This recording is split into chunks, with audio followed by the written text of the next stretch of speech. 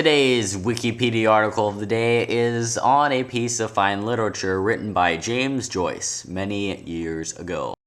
Araby is a short story by James Joyce published in 1914 in his collection called Dubliners. In the story, an unnamed protagonist named Araby, who is a boy just beginning to come into a sexual identity.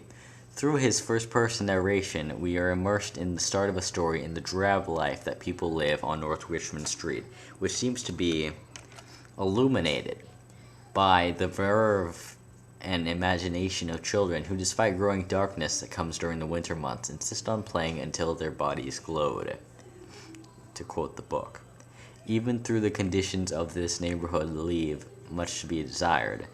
The children's play is infused with their almost magical way of perceiving the world, which the narrator dutifully conveys to the reader.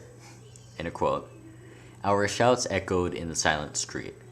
The career of our play brought us back to the dark, muddy lanes behind the houses where we ran the gauntlet of rough tribes from the cottages to the back doors of the dripping, dark gardens where odors arose from the ash pits, to the dark odorous stables where a coachman smoothed and combined the horse or shook music from the buckled harness."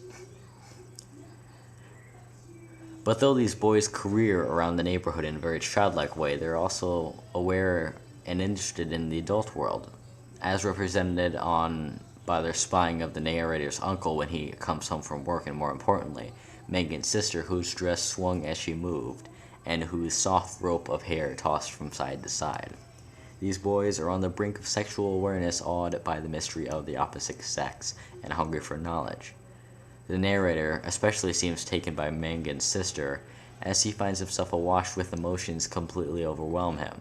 On one rainy evening, he secludes himself in a soundless dark drawing room and gives his feelings for her full release. To quote, "I pressed the palms of my hands together until they trembled, murmuring, 'Oh love,' many times."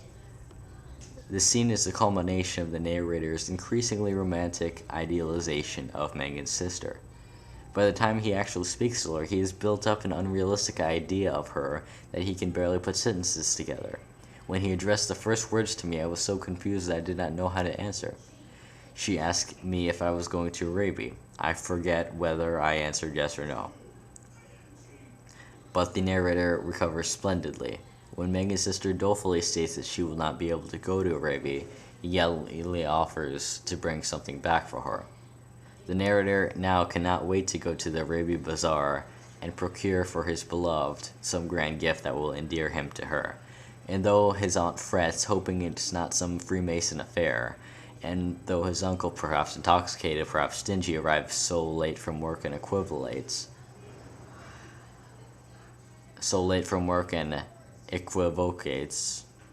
so much that he almost seems the narrator from being able to go. Our intrepid narrator heads out of the house, tightly clenching a florin, and in spite of the late hour, towards the bazaar.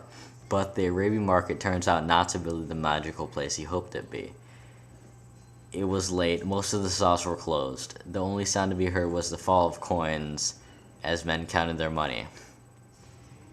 The young woman minding a stall was engaged in conversation with two young men. That conversation could generously be characterized as inane. Though he was potentially a customer, she only grudgingly and briefly waited on him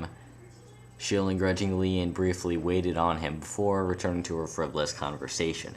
His idealized vision of Arabia is destroyed, along with his idealized vision of Megan's sister and of love. With shame and anger rising in him, he exits the bazaar, and more importantly, his childhood. So, the story is an anti-romance. The young boy is infatuated with romance stories, and is confronted on all sides by reality and sexual oppression. The boy's naive journey to buy a wonderful gift for his neighbor's sister ends with the young boy coming to terms with the unbridgeable chasm between desire and reality. He returns frustrated, and without his gift, his dream world shattered. To quote the book, "Gazing up into the darkness, I saw myself as a creature driven and derided by vanity, and my eyes burned with anguish and anger." This is, like very many, it is a simple quest story. A story of a quest. First you have your male main protagonist, and then there's the princess, there's dragons along the way, and there's something he wants to get to, and often it succeeds with the rest of the quest stories. Almost never the main character, the protagonist, does not get to what he wants at the end. But he does come away with something else. He comes away learning something by not getting it. And that is what a quest story is.